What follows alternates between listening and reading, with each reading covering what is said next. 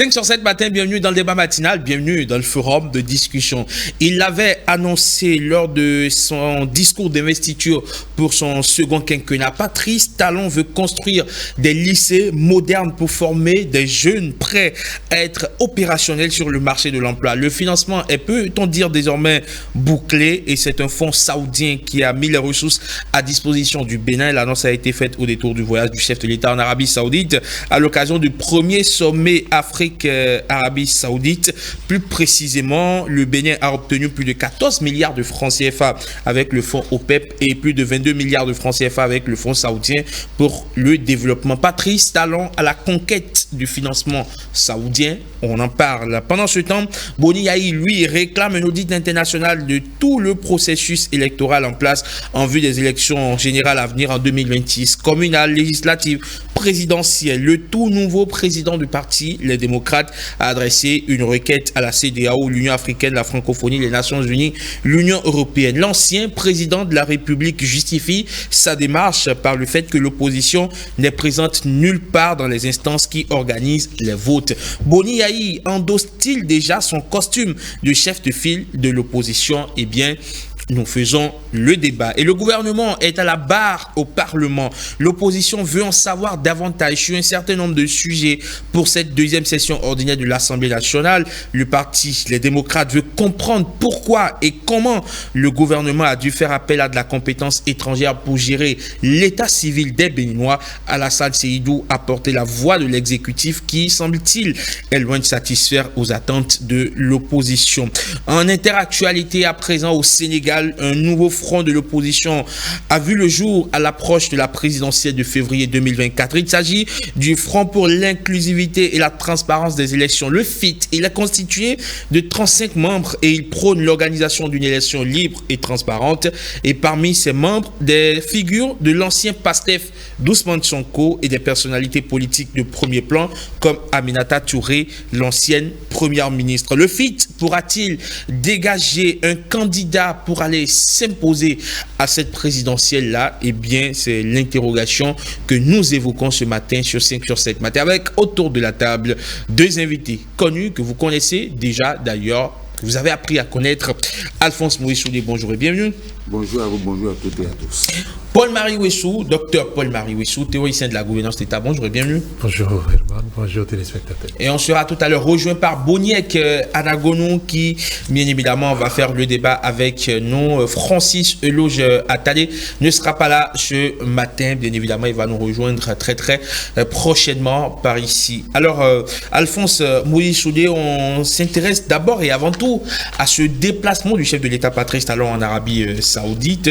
On sait aujourd'hui que l'État donc saoudien est en train de se repositionner à l'image des autres pays du monde entier, à l'image de la Russie, à l'image de la Turquie. On sait que l'Arabie Saoudite, tout comme le Qatar d'ailleurs, est en train de se repositionner stratégiquement. C'est ce qui peut, ma foi, expliquer ce tout premier sommet Afrique-Arabie Saoudite. Vous savez, l'Afrique aujourd'hui est devenue le continent le plus courtisé parce que plus personne ne veut laisser ni la France ni les grandes puissances occuper la place. Nous avons les moyens, il est temps que nous-mêmes nous puissions descendre sur le terrain. Et vous savez que ces pays-là, quand ils veulent vous aider, ils mettent les moyens. Donc ils ont décidé même d'aller à la rencontre des pays africains qui ont besoin de soutien.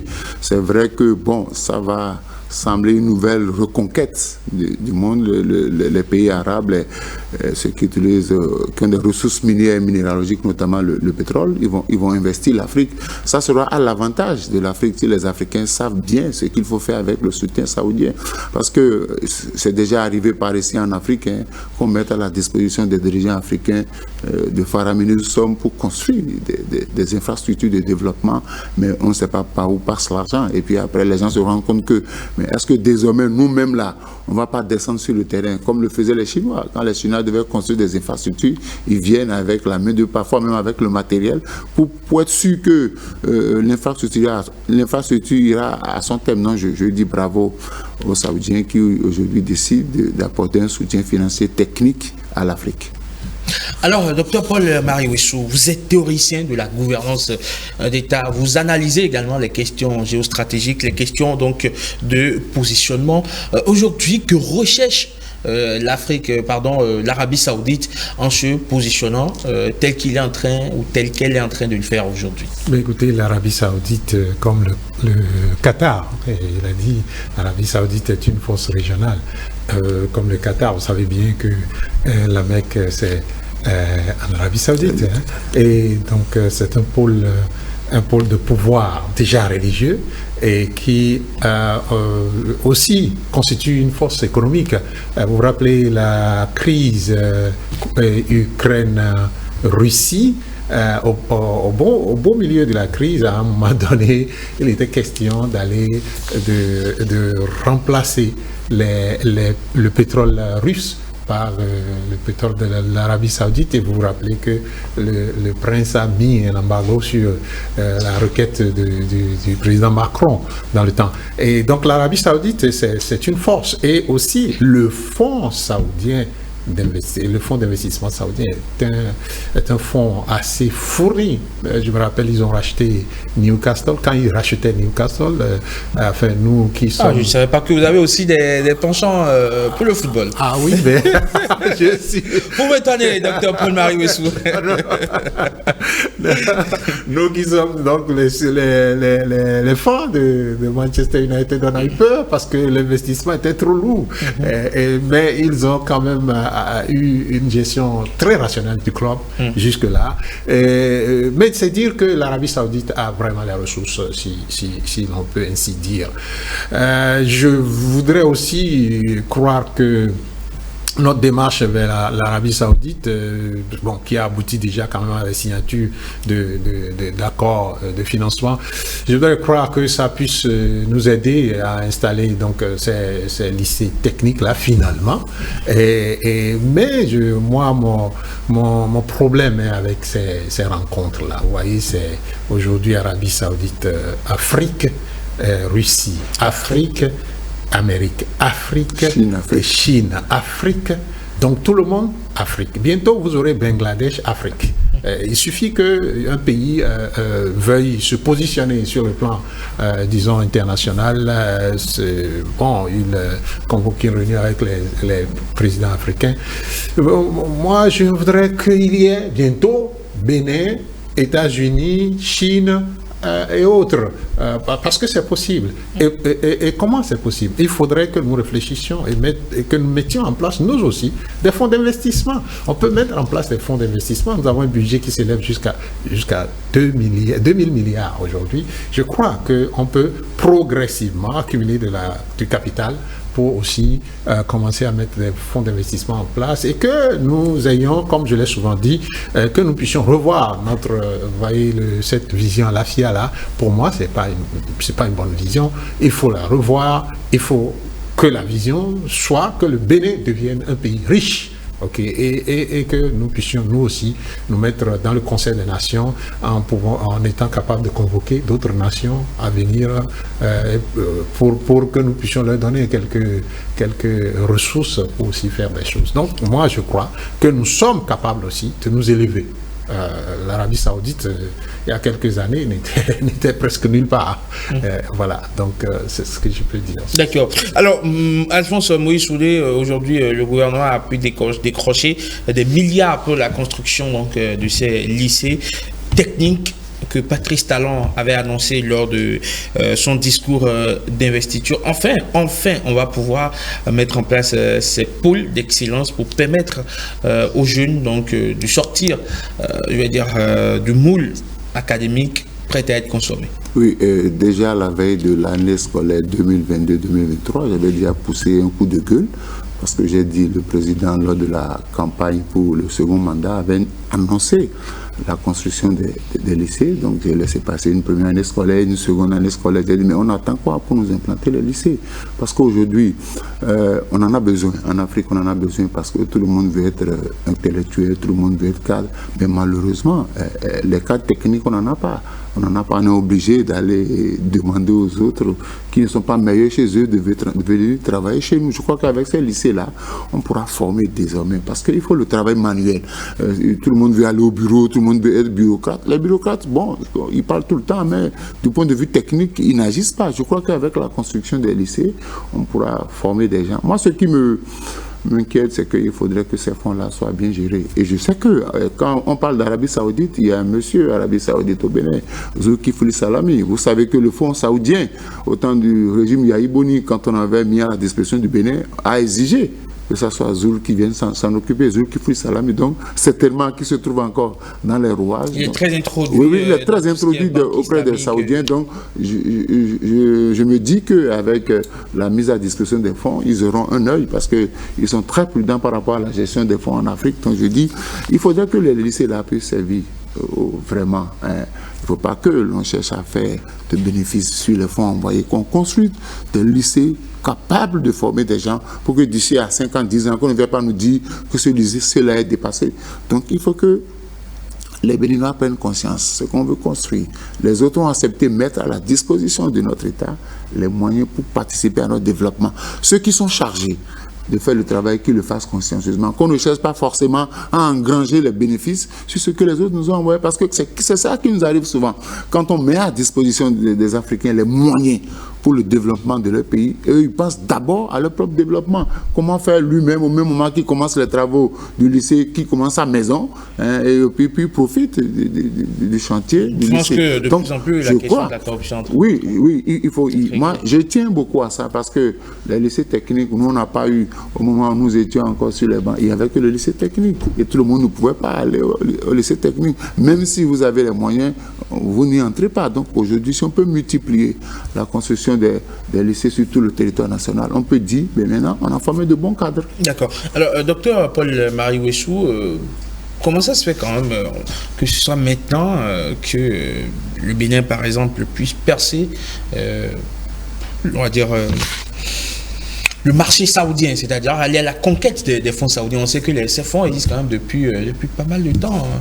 Oui, c'est une question de diplomatie. Il a parlé tout à l'heure du fonds, de ce qui avait été fait avec Zulkifli Salami, qui il ne faut pas l'oublier, a été ministre, je crois, ministre du plan dans le temps. Oui, et qui animait lui-même les séminaires.